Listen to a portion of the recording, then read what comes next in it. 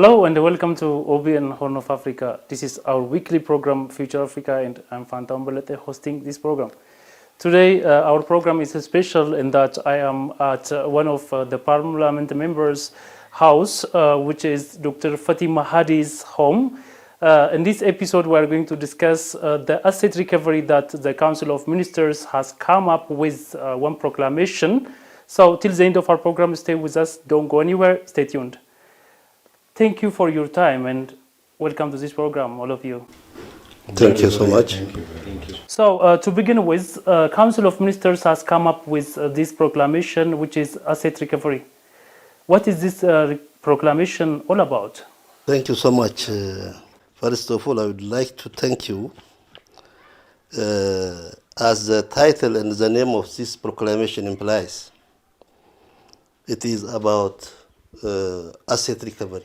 The proclamation is the proclamation of asset recovery. So this means it is about survey, it is about identification, tracing, freezing, seizure, investigation, asset management, and then confiscation. Confiscation of asset which is obtained through or related crime or unexplained asset. So it is about asset recovery which is obtained through or related crime, or it is the recovery of asset of unexplained asset. So we can infer from this, it is the recovery of two categories of asset. The first one is asset obtained through or related crimes. This is one recovery. The second one is asset recovery of unexplained asset. I would explain what does it mean later on. So it is about the recovery of two kinds of asset. So the first one is asset obtained through or related crimes, and the second one is about unexplained asset. There is a principle what we call no one shall obtain any kind of profit from an illegal act. You see? Nobody can benefit from any kind of illegal act is a principle. So this is the definition of all the asset recovery. Finally, it includes confiscation. Confiscation means it is the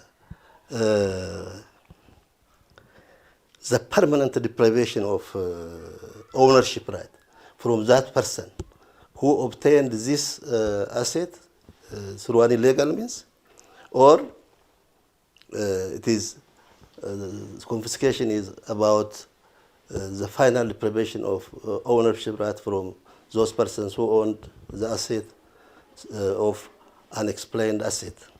So that one is what I want to talk about. The confiscation is based on two types. We can categorize it in two types. That is, it may be conviction-based confiscation or non-conviction-based confiscation. Conviction-based is it is ordered by court of law, but non-conviction is not. So we can confiscate based on this two types.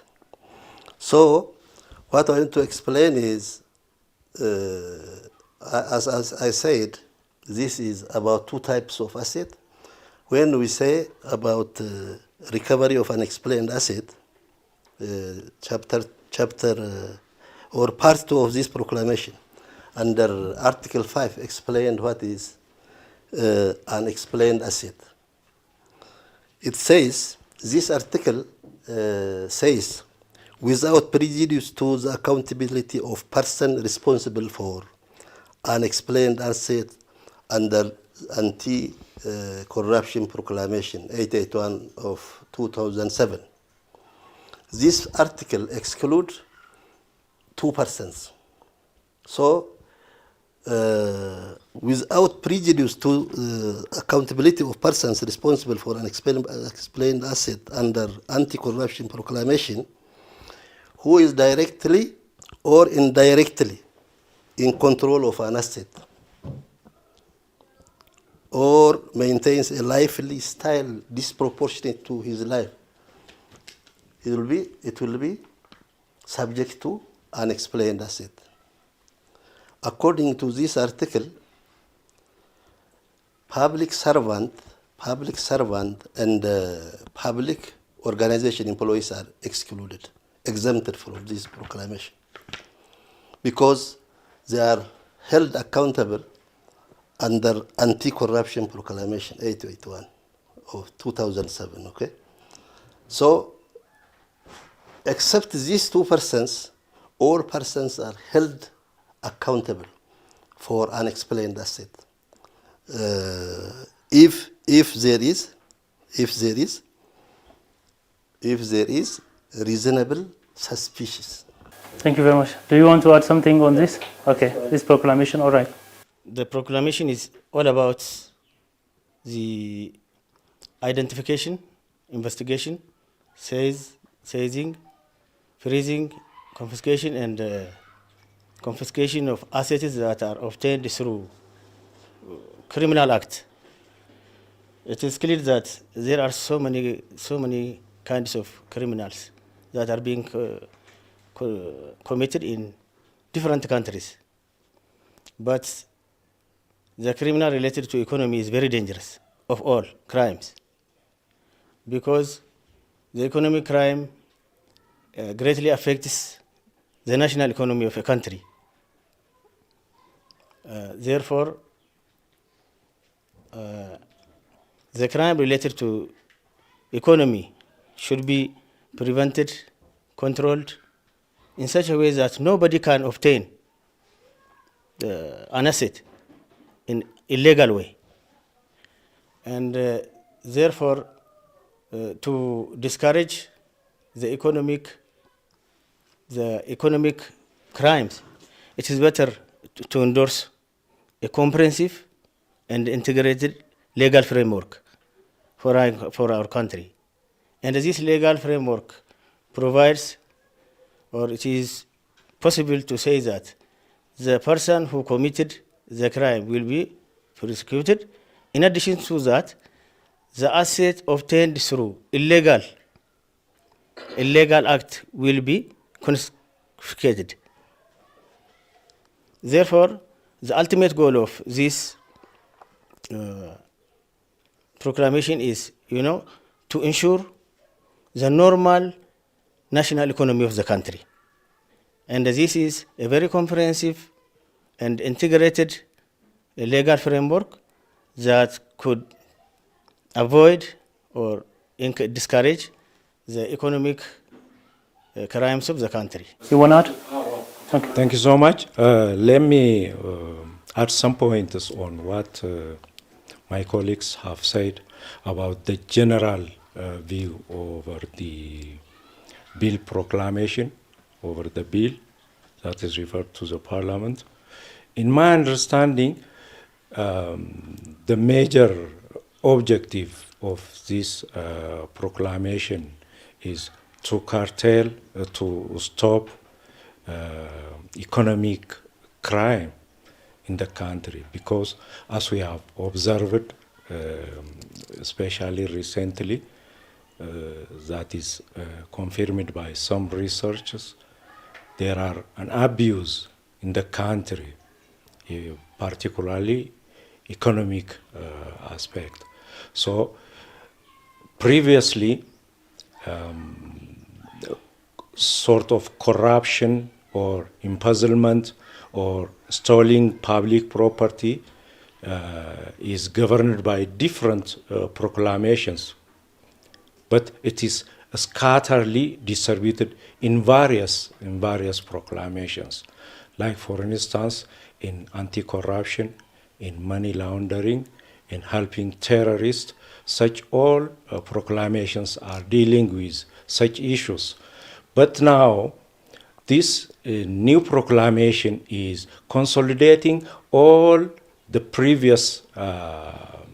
previously discussed or promulgated provisions on embezzlement and economic crimes, to bring all together and consolidate it and make it more powerful to control economic crimes in the country. This is the very important issue, because unless we control such economic abuse, it's impossible to grow. It's impossible to change this country. That is why the government is intended to control such crimes and unexplained assets to get back to the government. And I think this is a very important issue. Thank you. Thank you very much. As my colleagues have already mentioned, this draft proclamation has been sent to our parliament from Minister of Councils, and the parliament referred the draft proclamation to Justice Law and Justice Standing Committee, and the matter is, the draft proclamation is under investigation. This proclamation, as my colleagues have already mentioned, deals with illegally obtained assets, either financial or other capitals of several kinds, illicitly obtained, but they have no explanation. Mostly they are related with corruption.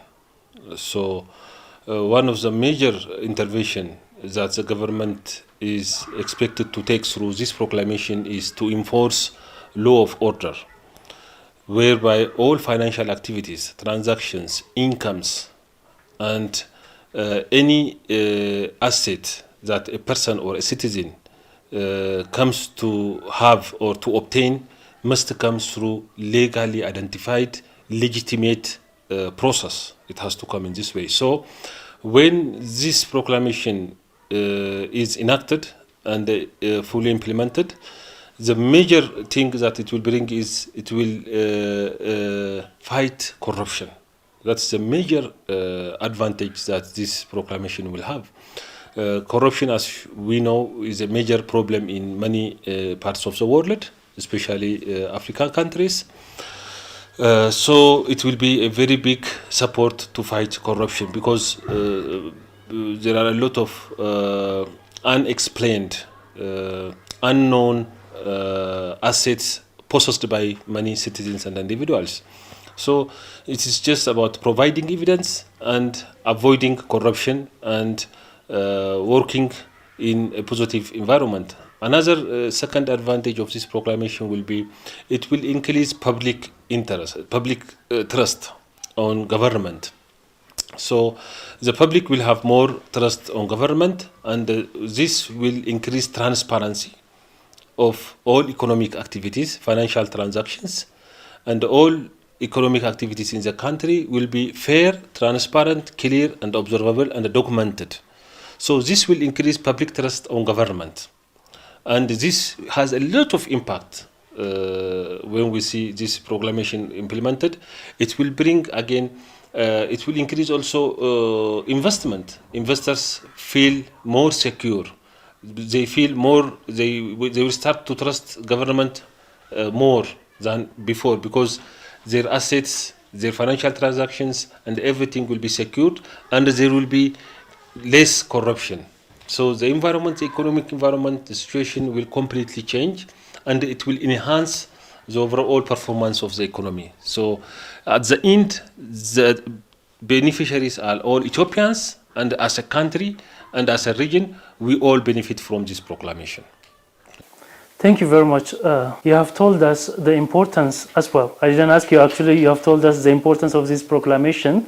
And coming to the other question, why is it necessitated to issue a law for asset recovery in Ethiopia now? First of all, I want to say that the need for economic growth, especially there is a strong government from the side of government. So the other point is the problem of corruption.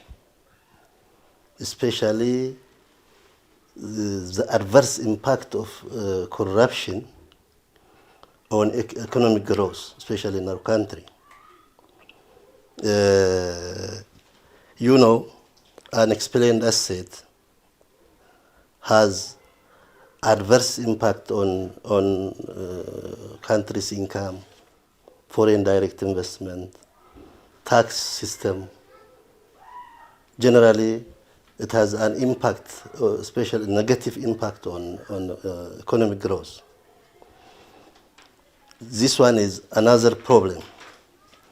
The other point that I want to raise is the gap in the existing law. We have, the existing law have gaps. Look, when the existing law, as it is limited only to, especially anti-corruption proclamation, we have it is a proclamation that deals with the recovery of asset, which is only limited to public servant and public organization employees. It is very limited. So corruptors or persons who want to enter into corruption are calculating these gaps, and they are obtained illegal asset, they put or they control indirectly. Maybe they are imprisoned. Say, for example, they appear before court of law for that illegal act. They may be, the court may give its decision. They may be imprisoned, say, for example, for 10 years. After that, after serving 10 years of imprisonment, they will be released. The existing laws cannot go beyond that, rather than punishing the act. So, one is the gap in the existing law. As the existing law is only limited to punishing or recovering the asset, these two persons, as I have mentioned now, that is public servant and public organization employees. So people are, or persons who are entered into this crime are putting their legal asset far away from this person. So what I want to say is that the existing law outlined in different proclamations lack sufficient provisions to adequately address the issue. That means the issue of asset recovery. So what necessitated our government is to have comprehensive legal framework. You see, we have to have comprehensive legal framework, which is possibly preventing or suppressing this crime, you see. Just to add some, it is clear that there is an economic growth in Ethiopia in different fields of business activity. Besides this, there is a tendency of increasing economic crime in Ethiopia, like any other country. These economic crimes are very complicated and sophisticated. So they cannot be discouraged in the previous or existing legal framework. I think this is the main point. Therefore, to discourage this economic crisis, so that to ensure the normal national economy of the country, a very comprehensive, integrated legal framework is compulsory for our country. It is really compulsory in our country just now. Therefore, the government did prepared a legal framework that is to very important to discourage this economic crisis in Ethiopia. Therefore, what I want to say is the economic crisis they are increasing. The economy is growing and the problems are also increasing. Therefore, to challenge and to discourage this crime, comprehensive legal framework is very important. That is what the government did. The proclamation is said to be separate from the existing legislation introduced to penalize profit or gain from criminal activities or corruption you have raised. If you have anything to add on that, you can add, and you can give the chance to others if you don't have. Thank you so much. Just to say something or to add a little bit, this proclamation is really separate from the existing law. One is in terms of its scope of application. It is not limited only to certain persons. It is applicable to any person who is obtained the asset illegally or unexplained asset. So it is applicable to any person. This is one which makes a difference from the existing law. The other point is it penalizes profit or gain from criminal acts or criminal activities or corruption. That means the draft proclamation penalize proceeds of crime.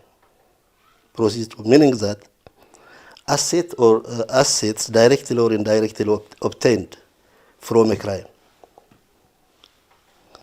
And it includes income or profits from the proceeds or the instrumentality of crime. That means it is not limited only to the asset itself. The profit derived from that asset also subject to a confiscation. Now, this is what makes the difference from the existing law. This is a very important point, by the way. That is why I say even nobody will calculate to enter into this corruption.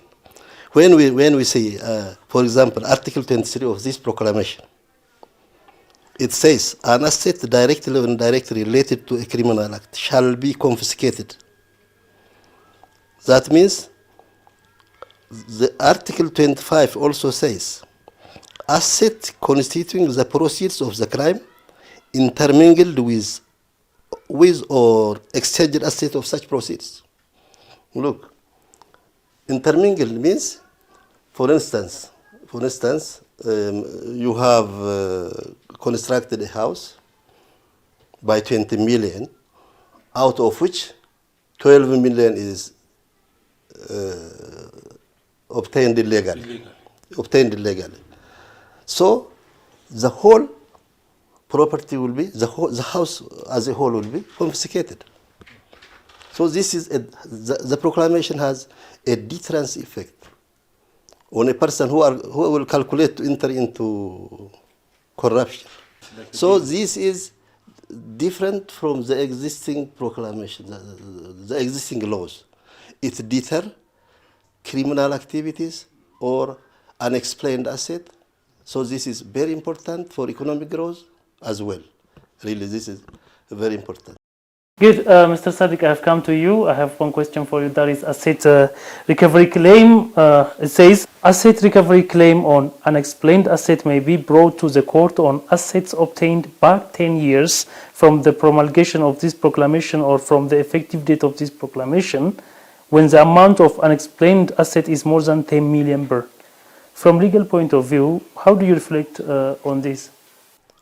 Well, this is a very interesting question because there is a sort of misconceptions around this area because the provision is talking about retroactivity of the proclamation, which seems that it contravenes or violates the constitutional stipulation that is enshrined in the Constitution, Article 22.1. But the reality is not that, because the draft bill contains almost 8 parts and 52 articles. The retroactivity issue is only working on four specific articles of the proclamation. At the same time, it didn't contravene with the Constitution, because the constitutional provision of the Article 22 indicates that, or meant for, criminal proceeding. But this retroactivity of Article 5 of the draft bill is meant for civil proceeding. So the issue is different apart. But there is a confusion that created among the public. Some scholars or some social media propagandists are dealing with this as if it contravenes the Constitution. At the same time, there is a requirement to go back to 10 years for the proclamation. The amount of money that is to be recovered as an asset has to be more than 10 million. It has to be more than 10 million. Otherwise, the proclamation is not claiming any asset that has been created for simple reason. Because if it is more than 10 million, it can go back. So the lawmaker can decide it at any time. This is not prohibited. So the lawmaker can make any proclamation to go back, to trace some years back and enforce it, because if it is important, if it is good for the public interest, the lawmaker can make it, because especially this issue is not dealing with criminal proceeding, it's a purely civil proceeding, in my opinion. Just as Mr. Sadiq says, it is not against the principle of non-retroactivity principle. It is not against the principle of non-retroactivity. This means this is purely a civil proceeding, not a criminal. Even a standard of proof is not a criminal standard under this proclamation. It is a civil standard. In criminal proceeding, the burden of proof is laid down on the prosecutor. But it is up to the accused now. The accused have to prove or convince the court to that effect.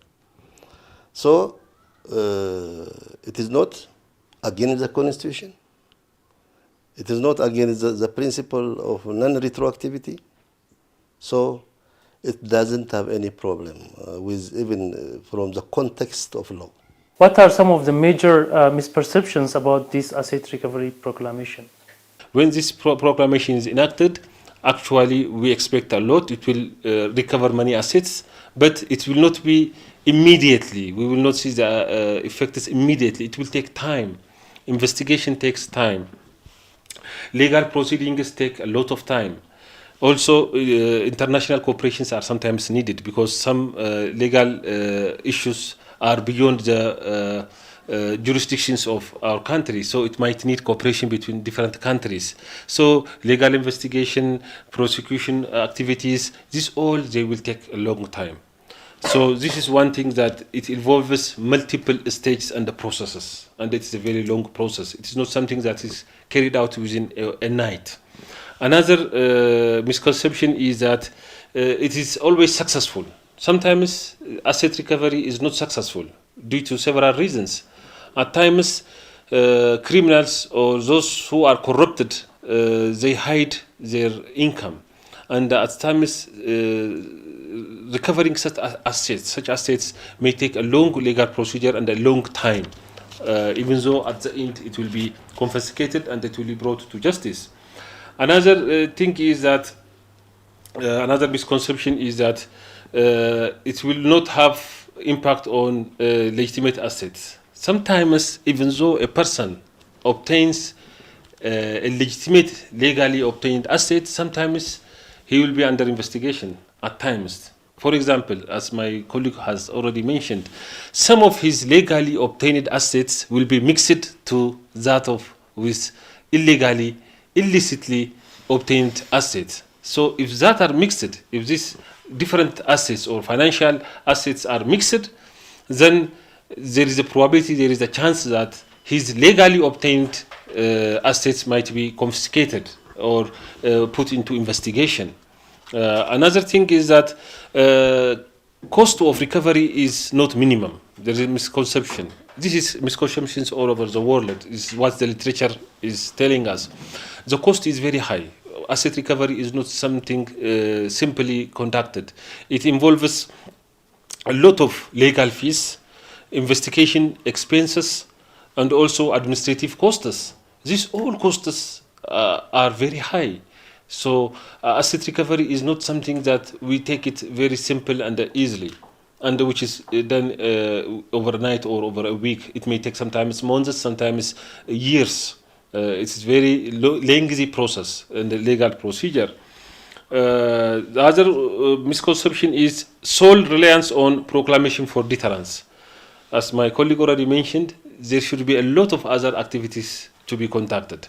Once this proclamation is enacted, we don't have to think that everything is good, well, and all assets are going to be recovered, and that this proclamation is best, and all economic activities will be very well, and all corruption will stop. No. This proclamation is part of one of the strategy.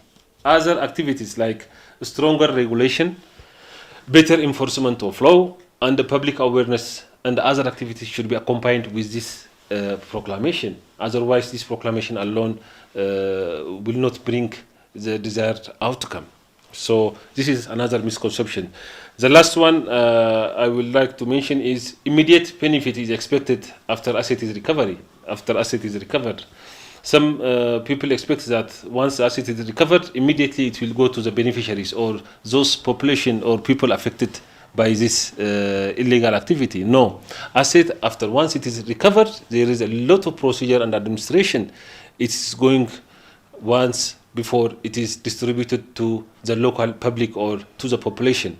There are a lot of legal procedures, steps, and government's involvement and other stakeholders are involved, and all this procedure will take a long time. It's not something that simply that one asset is recovered, it will be immediately provided to the public or to the affected population. No, it takes a long time. So what I would like to say at the end is that this proclamation, draft proclamation, is not intended directly to attack or to create some discomfort or to minimize the involvement of the diaspora or other investors who are planning to come to our country, to Ethiopia, and invest and work. It is nothing different from other countries' asset recovery proclamation. And our government is doing this, and this is safeguarding the interest of the public, the interest of the government, the interest of the country. It is basic, important law for our country. Thank you. There are so many misperceptions. There are misperceptions like this is against the diaspora or against capital market and so on. They divert the objective of this proclamation into another. But the objective of this proclamation is not this. That means this proclamation is not against capital market, as Honorable Mogga said. It is not against diaspora's activity. It is not against investment. But look, the proclamation says the recovery of an asset which is obtained through or any other illegal means, and the recovery of asset of unexplained asset. This is the point. If the person, irrespective of any person, you see, if somebody is owned unexplained asset, it is subject to confiscation. So we are talking about the person who owned asset through illegal act and through or unexplained asset. So rather it creates a conducive environment for investment. It creates conducive environment for diasporas, that because the diasporas can invest into their country legally, but they have to protect themselves from obtaining this unexplained asset or asset obtained through illegal means. So it creates conducive environment for even persons other than diasporas. For Ethiopian citizens as a whole, it is very important for the public at large, for the government, because it enhances economic development, as I've said. So the misperceptions should be corrected, because it is not against diasporas and it is not against economic development. Thank you so much.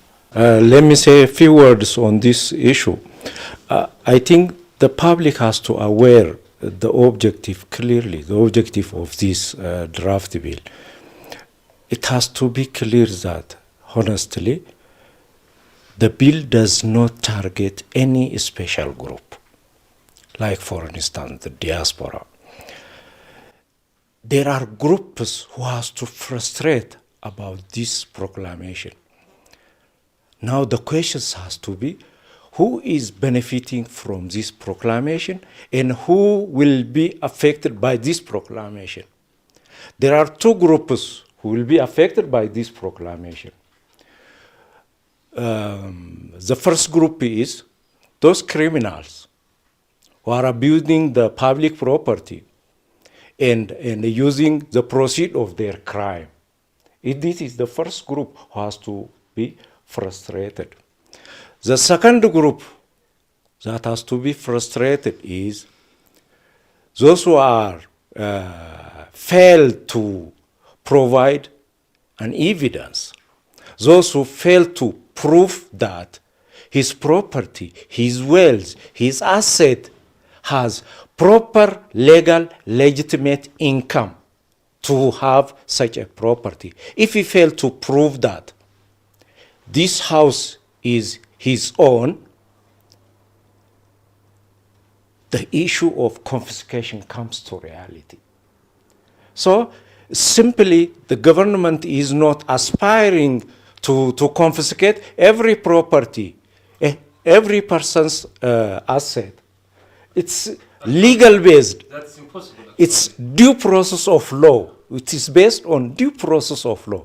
Therefore, those who are affected by this proclamation, draft proclamation, are confusing the public to get what? To get supporters, to be against, to resist this proclamation, not to be enacted by the parliament. So, again, who is beneficiary of this proclamation? The public at large will be the beneficiary, and particularly the victim of such crime will be the beneficiary. So this has to be clear, and the public has to aware this issue clearly. This is my additional point. Thank you very much. How will the proclamation help Ethiopia in handling cross-border asset recovery cases and navigate international legal frameworks? Yeah, this is a very interesting question because there are a lot of allegations about cross-border resource or wealth accumulation and concealment. The allegation is so high, but the allegation alone is not enough. It has to be realized through due process of law. In this case, this draft bill does not stand alone to get such cross-border asset recovery easily. It needs what? It needs country support, collaboration, and agreement. Specifically, honest collaboration, frank collaboration, and cooperation among countries. In this regard, there are a lot of international agreements and conventions at a UN level. Therefore, all this is supporting Ethiopia to handle its cross-border asset recovery. Actually, it needs, as Dr. Fatih has mentioned earlier, it needs capital. The admin cost of asset recovery is so high. If you Google, if you review some literature, the amount you need to follow this asset recovery process is very stringent because it needs identifying the property and tracing the property. It's not only stop there, it requires freezing that property and returning it back to its home country, including possession of the property. This cannot be easily accomplished by wish list. It needs country support and legal framework. If all this is fulfilled, Ethiopia, I think, can handle asset recovery cross-border. This is my opinion. They might some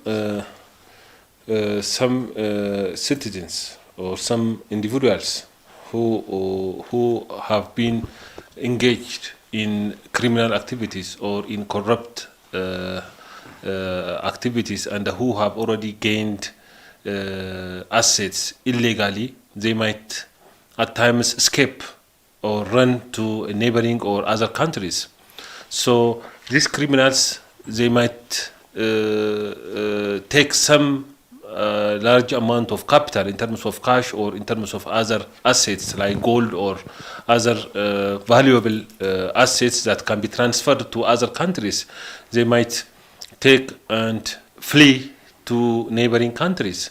So at this time, the asset recovery should work beyond the country. So at this time, there are cases in which there are extradition, for example, agreements that our parliament has signed last time with Turkey, for example, exchange of criminals. So this legal framework will allow our country, if there are agreements between different countries, so these criminals who have fled from the country, either individually, personally, or with their assets, so this extradition agreement, through this extradition agreement that our country has with other countries, as far as I remember, Turkey is one, United Arab Emirates, or other countries which we can list. Based on this international bilateral agreement, we can bring these people to justice by bringing the individuals themselves and bringing them to the court. And also, with this extradition agreement, we can bring the assets which have been moved from our country back to the country and brought back to the legislative process and the justice system, so that the public will benefit. So international coordination, as my colleague has mentioned, Brother Sadiq, coordination between neighboring countries and international agreements are very critical and important to fully benefit from this proclamation. But actually this proclamation is for Ethiopia. But beyond that, other additional legal frameworks will help to achieve the outcome of this draft bill. Nobody can escape from liability of unexplained asset, even if he obtained the asset and go abroad. In this draft proclamation, we have international, we have incorporated, the draft proclamation incorporated such matters. It has its own parts. That means even if he go abroad, then there are international arrangements. States have bilateral or multilateral agreements, and then there are different international agreements, as we have said, which is ratified by Ethiopia. So nobody can benefit from an illegal act is the principle. It is applicable even for this kind of person. You see, for a person who obtained asset through illegal means or unexplained asset, then went abroad. So there is international arrangement. This is what I want to say. What mechanisms will the proclamation put in place to ensure the protection and preservation of recovered assets during legal process? Thank you. This is also another very important question. This proclamation incorporated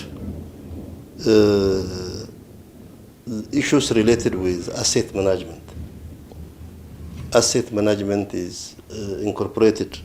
So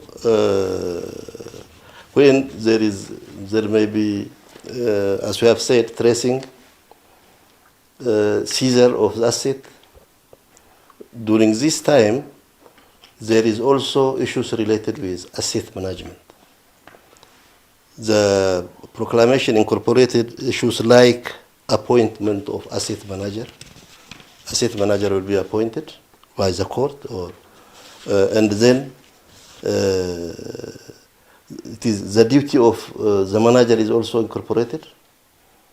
So, for instance, Article 33 incorporates about duties and the function of the asset manager.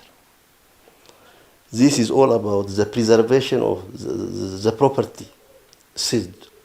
So it will not subject to any problem, you see, because the law preserves or taking due care of the asset seized. So there is legal arrangements or legal framework to that effect, because to furnish, even the manager has a duty to furnish a security or a surety to be responsible for the asset he is appointed to manage. So there is no any problem with the asset. Even he will take administrative measures as incorporated our civil code, in our civil code, administrative duties. Unless the asset is perishable, he will not be transferred. He will taking due care of, or the manager will preserve that asset.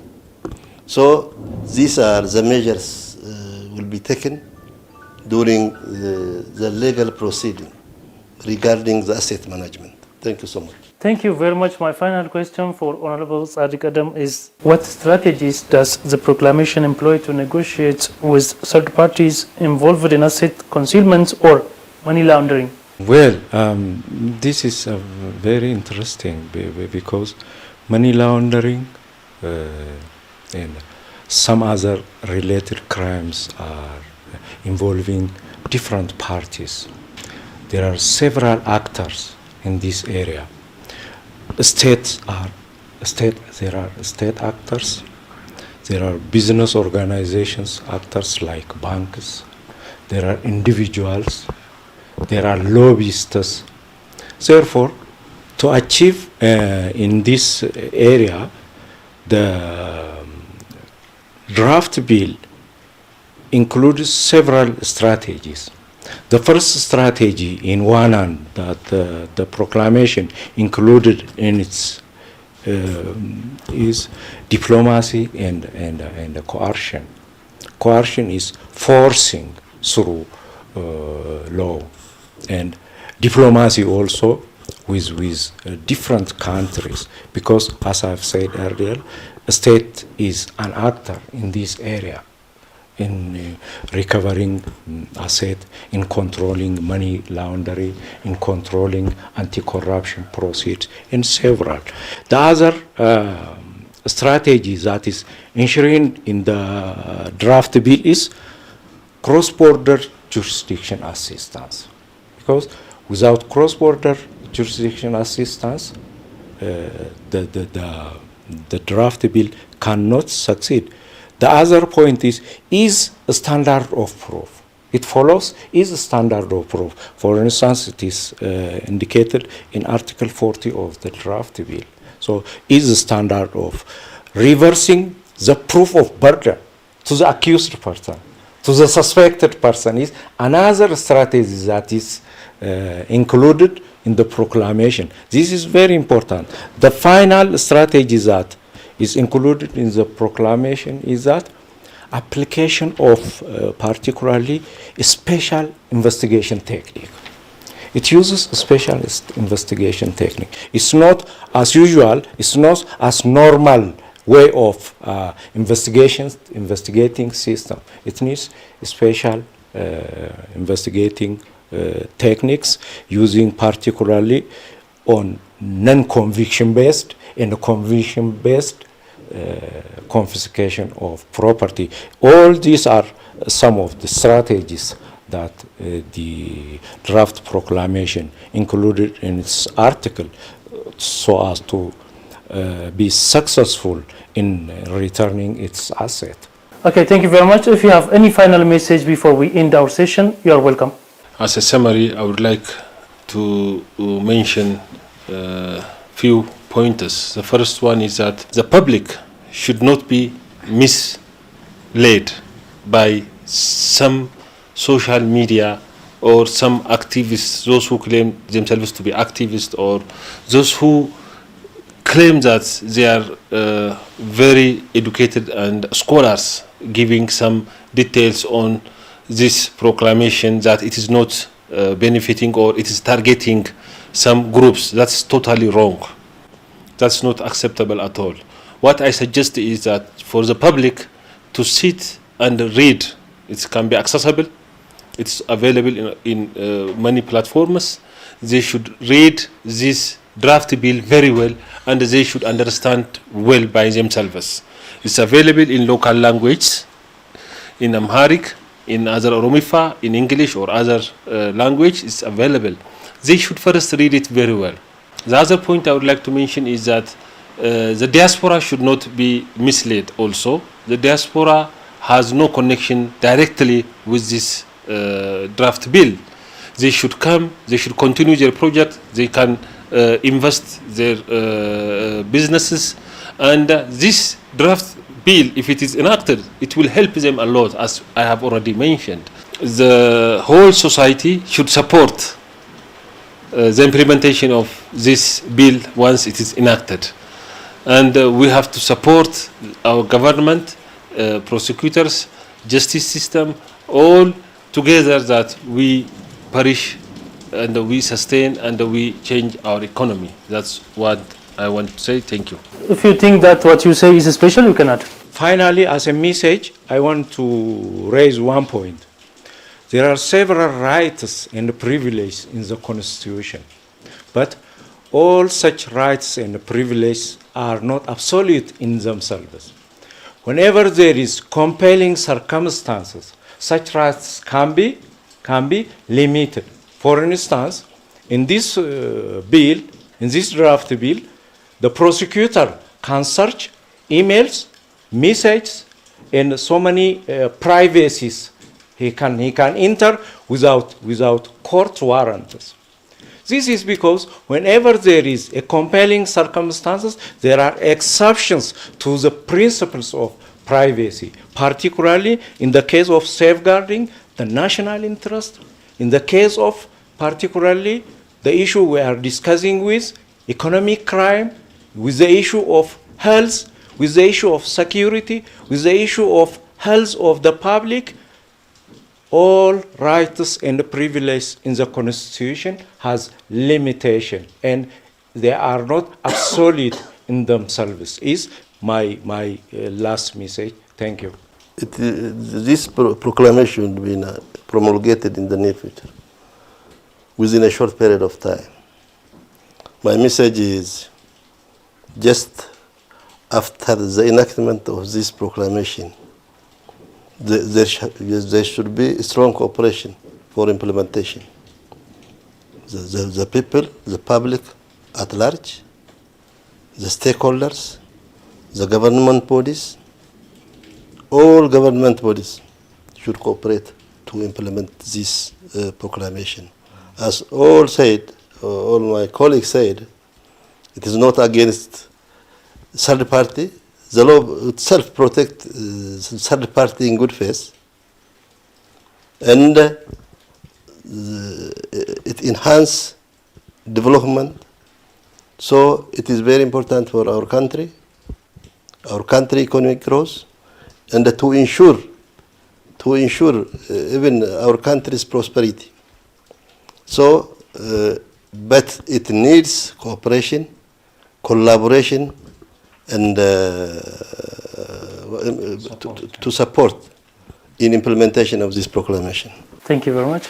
There is no any hidden agenda behind this proclamation. It should be communicated very well. The media should communicate very well. It is a new agenda and very important agenda for us. Without this, without the communication, without adding it into practice, there cannot be economic growth. Economic growth cannot be expected. If there is no normal economic growth, there might not be sustainable or peaceful condition in the country. Therefore, it is very important, and everybody should support, everybody should cooperate to put it into practice. This is my last message. I want to thank you all for your time and for receiving us. Thank you very much. We also thank you for visiting us. We appreciate. Thank you very much, Mr. Fantao and your team. Dear viewers, this brings us to the end. Thank you for watching, and stay connected with other programs of OBN Horn of Africa.